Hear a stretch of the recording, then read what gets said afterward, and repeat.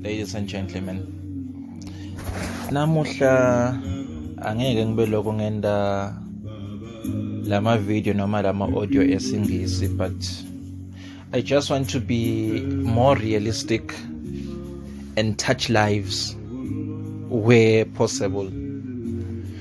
So today I want to speak to a specific group of people.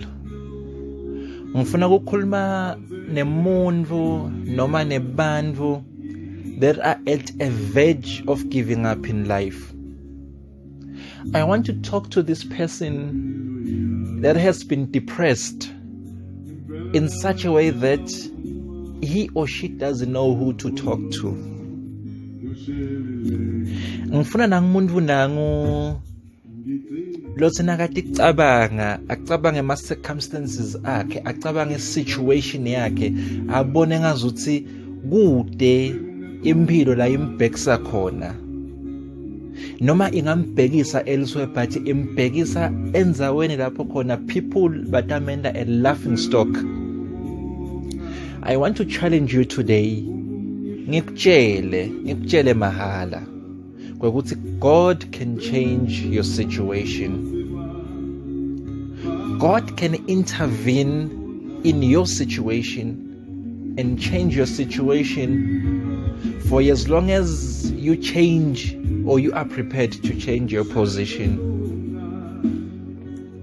I want this person lo lebeka khuluma nemuntu itolo amuva but namuhla angamuva, athi nakathi usufuna reason angayitholi. This person who is being sidelined, sequestered and given an attitude for no apparent reason or for no valid reason at all. That's the kind of a person I want to talk to today.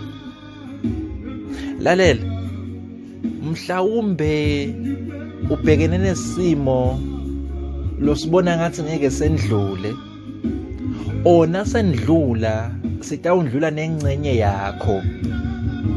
Listen, I just want to tell you for free, kude simo lesingeke sendlule.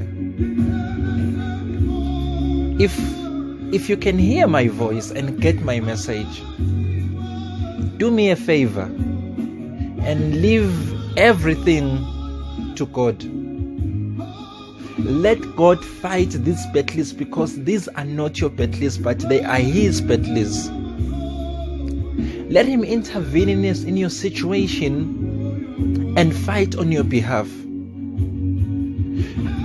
Angikhulumi ngalabo ngulungulwana lesitakhele bona, angikhulumi ngalokwetithixo lesikubuka sik-idolize sithi lokhu lithemba lami, but ngikhuluma ngalo uNkulunkulu lo wakhe sona leso sithixo lesikhuluma ngaso. Ngikhuluma ngalo uNkulunkulu lo wadala izulu nemhlaba, lo wathi sekakudalile konke, wathi asende umuntu ngemfanekiso wethu, umuntu lotawuba sithombe sethu, umuntu lotawusikhonda, umuntu lotawuba etimisweni taNkulunkulu. Wathi angimakho umuntu, asendeni umuntu ngemfanekiso wethu. Ngikhuluma ngana uNkulunkulu who was present before time, who was present before the presence of your problems, the very same God that gave names to your problems. I'm speaking about lo Nkulunkulu labathi labanenge uyashesha kuva aphute kuphendvula. My God, my Father, I am talking about the fighting God, the God that fights on your behalf, the God who says thula ngoba mina nginguNkulunkulu, thula ngoba mina nginje, thula ngoba mina ngidakulwela. The God that's nakakubona ukuthi you are in the middle of a situation, akuthathe ayivethe le situation athi angayivetha le situation bese akasakwendi kwekuthi uhambe underneath it, akasakwendi ukuthi uyigege, akasakwendi kwekuthi uhambe ngetulo kwayo, but he sets you right in the middle of the problem and calls you to move right through it. Le situation lengikhuluma ngayo ayifuni a certain nation, ayifuni a certain caliber of people labathi bona bayini noma baboswenga, ayifuni mswengo, but it needs one in his senses and in his faith athi, dear God, here am I, and I thank you for the life that I am living. I thank you for the situation that I'm going through, because kube wena bowungayavumi ngaba kwendeki konke lokho. You see, this when these problems tend to hit on you at compromise, at shying a half of their impact. And do you know why? It is because the devil knows that you are gifted. He knows that you are powerful, and he knows that you've been wonderfully made in God's image. But when you don't know your potential, and the moment you rise up to your potential using or partnering with God, you are making an announcement to the devil where you say, here am I, this is what I am made of. And simply because you are not strong enough, the devil is able to hit hard on you. God is not there. What else is there?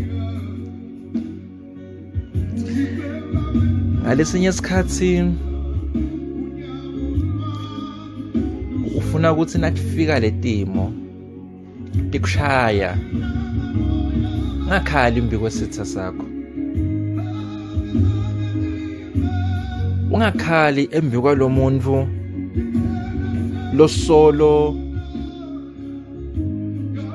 losolo athi nakakubuka wena, instead kwekuthi akubone as a brother or a sister, akubone as a competition. Ngakhali kulo muntu loyo, noma ngabe uyakhala, but please do me one favor, akhali imbi kwesitha sakho. Musa kulenda leliphutha lekuthi noma ngabe lesimo lobhekele naso sibita kangakanani, usabele kuso sitha sakho silalele noma sibukile, ngoba the moment usabela kuso sitakushaya sikucetse emagciwane angena ngesilonzi. Now that you are hurting, you have opened a space for germs to come in and affect you. Same thing nesitha. The devil is an opportunist. If he deals with you decisively, and that's not a good thing. But siyambonga uNkulunkulu ukuthi ezisiphila ungombumbi thina silibumba etandleni takhe, and there is only one principle that you can find between a clay and a potter. It is that the clay is being molded at the hands of the potter, and nathi sibantwana baNkulunkulu, we are in the potter's house. But the difference between the clay and you and I, it's that we feel when God is shaping us. And sometimes the manner in which he shapes us, we often resist. And because we resist, consequently, he has to intensify the situation He says, okay, ngiyakubona ukuthi ukulesimo lokuso, but before you lose your mind, before you get carried away, I will pull you out of the situation, but right now I am going to allow the situation to stay a little bit longer because your mind has not fixed itself that when you get out of this situation, you are not going back to that situation or to something else that you were into before you met God. Buhlungu bu extremely individuate. Budalelwe umuntu ngamunye ngamunye. And ngeke uze uve buhlungu balomunye umuntu. Lobuvako ngilobubhekene nawe. Irregardless of the circumstances, what the situation iyafana noma ifanane, but the pain that you are feeling is extremely individuate.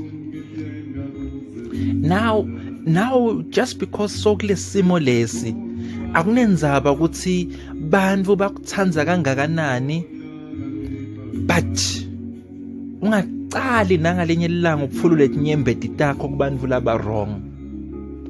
Avoid ukuhamba ukhala kunoma ngangibani, because some people batimbisi bambethe sikhumba semvu.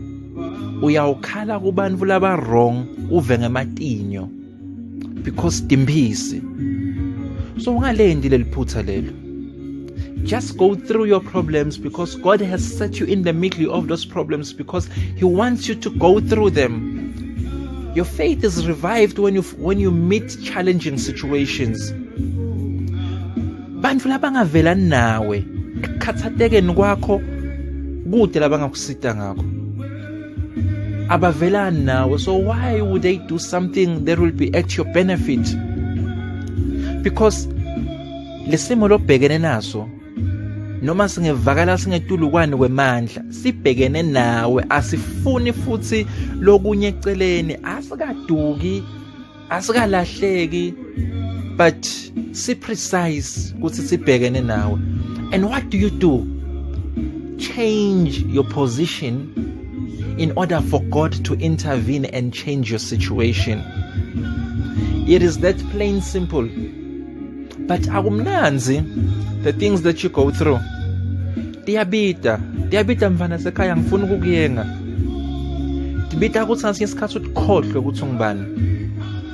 Utkhohlwe ukuthi ungigcoka isuti yakanokusho, utkhohlwe ukuthi ugcoke two piece yakanokusho, but ufaceane naso lesimo. And know deep down ukuthi ngeke lento wena yendeke if only uNkulunkulu abengavumi ukuthi yendeke. Konke lokhu kuvuma because kwendeka because yena uvumele some situations. Na ungakhumbula kahle Jobe walingwa ngisathane, but Sathane had to go to God ayocela azasho uyathi mose ukuthi umbiyele umsibekele. That's the situation you are facing.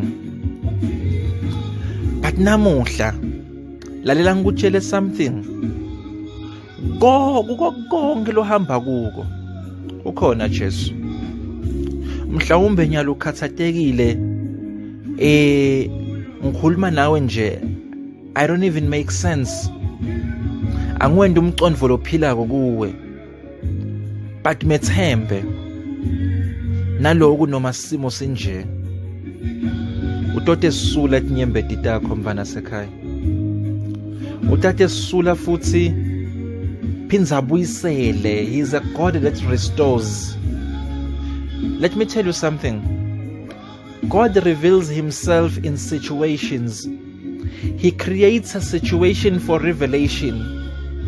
He created a situation for revelation and He called it Jehovah Jireh, ekhathi ehlane, the God that provides. But sebacakekile, He created a situation for revelation and called it Jehovah Shalom. Wathi futhi timo sesha left, right and center, He created a situation for revelation and called it Jehovah Sikano. Because uNkulunkulu wetikhathi tonke wetimo tonke nale timo tadalwa nguye. So ukubeka in that situation in order to reveal who he is.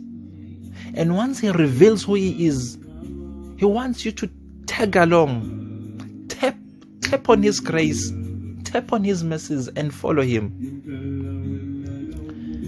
Nakulonyele ngifuna ukwadi namuhla mfana sekhaya, mhlawumbe nyalo tintfo ticakile, kepha uJesu ngibide ngelisuku lekuhlupheka ubone ukuthi anginokukhumbula yini.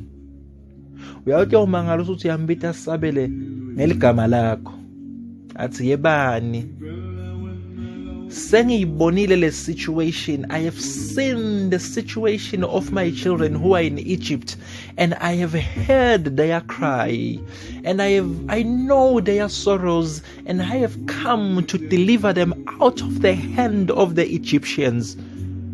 These Egyptians that you see today, you shall see them no more. Mhlawumbe useGibhithe mfana sekhaya uyalingwa, wehlelwa timo longathi ukuthi udatithini, uva ngasulingeka ngendlela lengetulu kwemandla. Lalela, wavela eGibhithe walwa, because he's a God that fights. Walwa ngemangaliso lelishumi,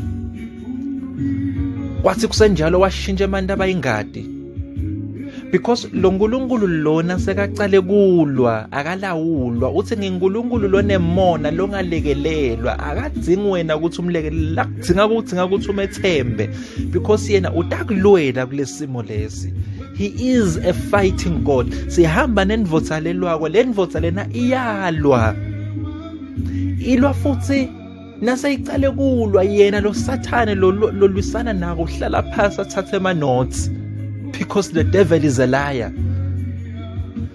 Wathi basebheke lokho eGibhithe, walwa nkulunkulu, walwa waletha coco, davela ticoco. Bathi basabuke lokho waletha amapfumba, avele amapfumba. Bathi basabuke lokho kwashintsha abantu abayingadi, walwa ayepha jwi, wathi le ngeyami ngayincoba. Walwa wathemate wabulala ematubulo ukuze tawuthamba inhlitiyo yaFaro.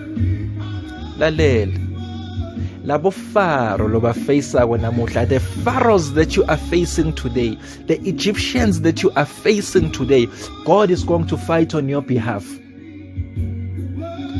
God is going to intervene in your situation and go to battle on your behalf.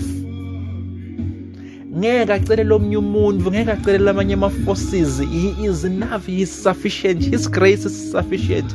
Utakulwela yena, because nasekalwa yena yonke indalo iyaphobela, alwele lokungekwakhe.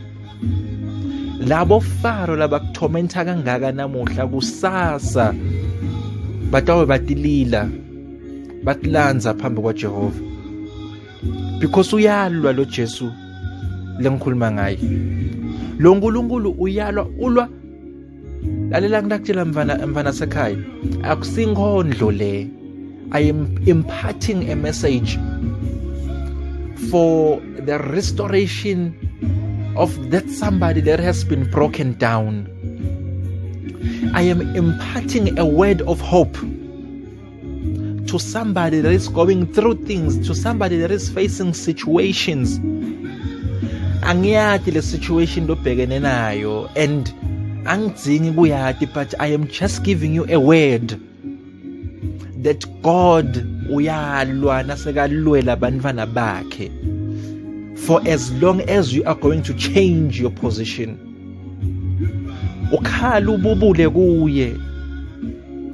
Walwa lo nkulunkulu, walwela umfana lomncane kuthiwa nguJosefa, banakabo bamfaka emgodini, walwa wathi ngeke, I am not my anointed.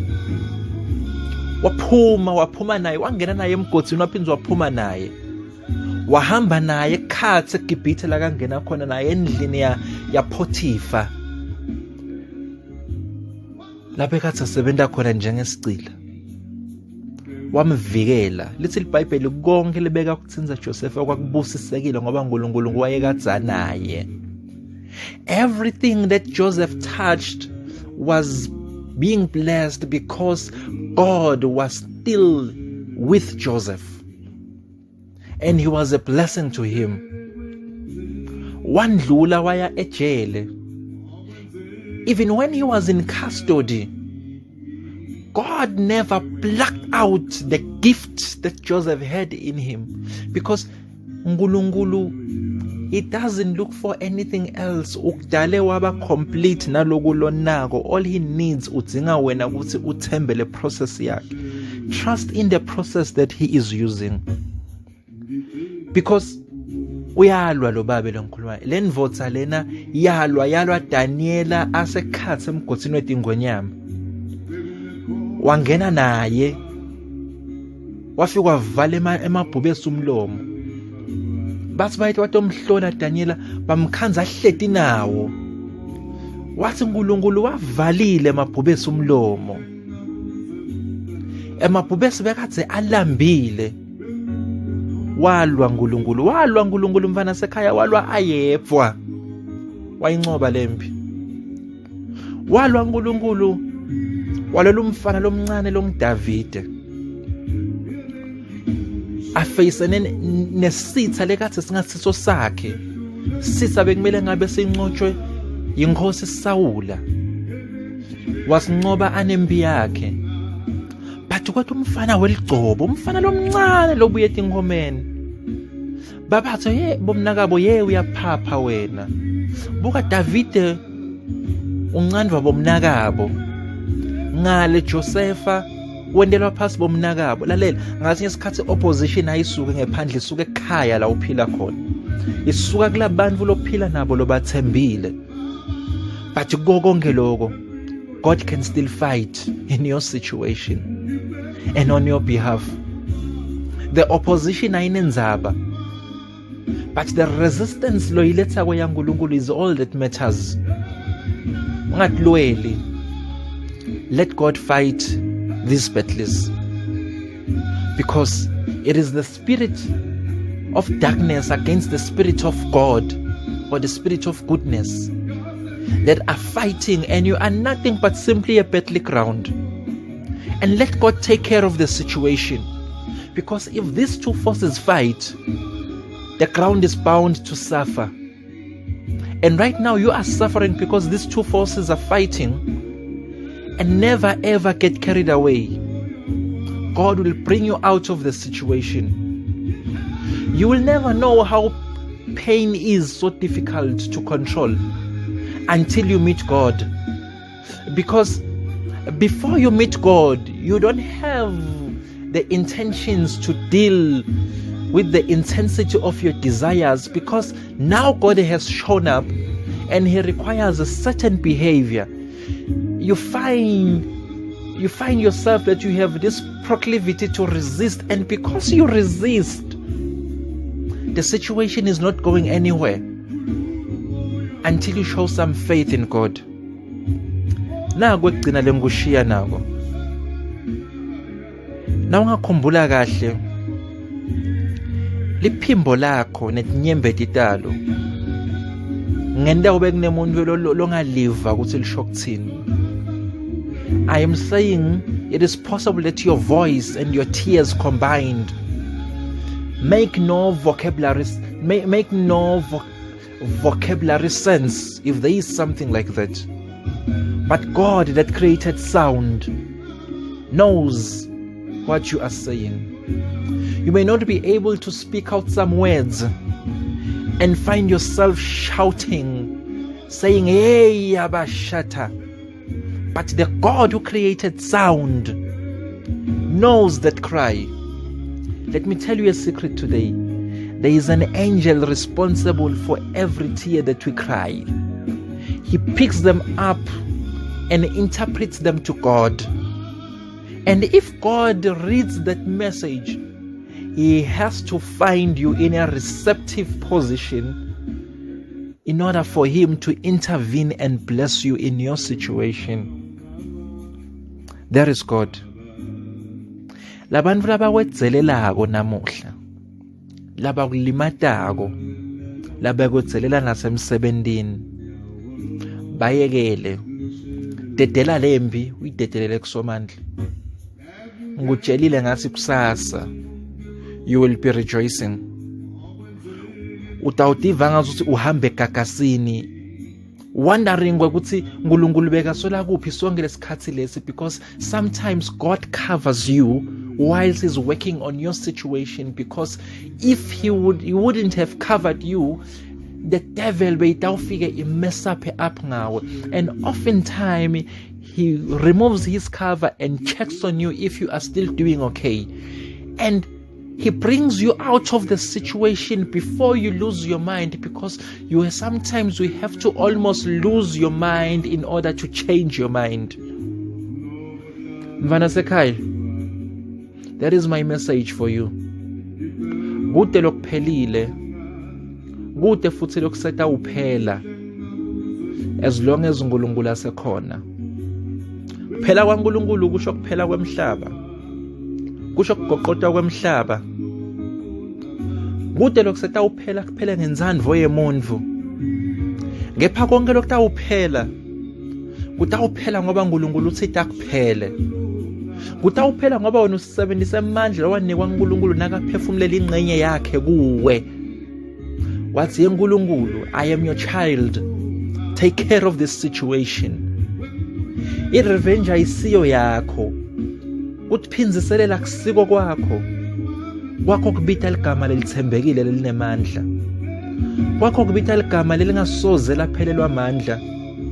Kwakho kubita lo uNkulunkulu that was and still is, that is to come. The same God lengikhulume ngaye lo wavela ku Old Testament is the same God lo vele ku New Testament, and is the same God lo tawuphinza kulwele nawe namuhla. The same God lengithi mina kufuna kulwele namuhla is the same God lo wavula emanti elwandle, bantwana baka Israel bahamba emhlabathini lowomile. The same God lengikhuluma ngaye lengizothi kulwela is the same God lo walwela Isaac ayokwendiwa imvu yemhlatshelo. The same God lengikhuluma ngaye kuzothi kulwela namuhla noma simo sinje. He's the very same God lo walwela onke lamaqhawe lesengikhulume ngawe lana, lengikhulume ngawo. Mfana sekhaya ungalilahli lithemba, wasoze walahla lithemba noma simo sinje. Lesimo yebo kona siyabita, sibita liqobo lakho, sibita bunguwe bakho. Kepha wena na usabela kulesimo, caphela ukuthi usabela kubani, caphela ukuthi usabela embi kwabo bani. Ngoba liqiniso lengifuna ukutshelwa namhla lithi you can dance with broken bones. You can dance in the situation akushayile Sathane athi awusoze wavuka akuvodlote onke amathambo. You can still dance with broken bones. Wajayiva Davide, wajayiva angcono phambi komphongolo wezivumelwano. Bamsola ngalapha nangalapha kepha livumo lwaphakama la yakuNkulunkulu. Waphila Abraham, waphila ngcono. Ngifuna ukuthi waphila Adam, waphila ngcono. uNkulunkulu gave him dominion angcono. Ngizama ukuthi kwesimo sakho asinenzaba ukuthi sinjani, but lo uNkulunkulu la umbita ngeliqiniso lona. Mfana sekhaya utakulwela futhi utawumangala ukuthi sowuvela ukulwele, because he is a God that fights. Ulwela thine la kasithandzako, and thina la kasithandza ngeliqiniso nazo semthandza kweliqiniso akamani nje asuse timo embi kwethu, but usasendlule kudo ukuze ukuthi labanye batawubona ngathi ukuthi kuyaphileka, kuyasebenzeka, kuyaphileka la ephase liphiko lakhe lelinemandla. uNkulunkulu long alpha long omega, uNkulunkulu longasoza wadle amandla emuntu, uNkulunkulu lothi kuso sonke isimo athi khuluma naye. Labo labakuhluphako, labakudzelelako, lapha kutsebeselako usaphila, balethe kuye mfana sekhaya, umtshele uthi uNkulunkulu ngiyabonga lempilo longiphe yona, ngita kuwe, akukhathalekile ukuthi bengikuphi, ngingumvanakho. Lithi iBhayibheli noma tibovu uthi njengengadi kepha nativuma kuye ngenhlitiyo lemhlophe levuma ke niyathi ihlanda tibe mhlophe tibe njengelixhwa. Ngiso lesikhathi lesi uNkulunkulu akubusisa mfana sekhaya usalwa nesimo lobhekene naso. uNkulunkulu akuvulela indlela, uNkulunkulu akubonise ukukhanya, because he's God of situations. He's God of mountains, he's God of the valley. In all situations, he creates them to reveal. Let him reveal his true nature. Let him reveal who he is. Let him take care of you. And let God be edified through your trust and your thrust in him. Mfana sekhaya, angifuni kumosha isikhathi sakho, angifuni kukudlela ini longa uyayenda nyalo esikhathini sakho. Angisho ukuthi wote esondweni lami, angisho ukuthi hambe esondweni lazibani, kepha ngithi lapho khona funza iBhayibheli lakho, umbite longabonwayo, umbite uNkulunkulu lebeka khona emanvulu, umbite lomdzala wetinsuku, umbite lo insimbi ledla letinye, umbite ngegama lika Jesu lelinemandla, umbite ungamboni but umbite ngathi uyambona. Uthi udibana nesimo kube ngathi uyahlanya, uyibite le candlestick yasezulwini, ungene utinde la kuyo, utambona uNkulunkulu angene esimeni sakho, utambona uNkulunkulu avele esimeni sakho. Angisuye umfundisi, kepha namhla ngisangikushiye nalamagama lawa, utawuwathi uthi ufacane nesimo lofacana naso. uNkulunkulu uyaphila, uyaphila uNkulunkulu. Ngithi angiphinze ngithi uNkulunkulu uyaphila. Na ufuna kumbona aphile esimeni sakho, divete kuye, divete ngalokuphelele.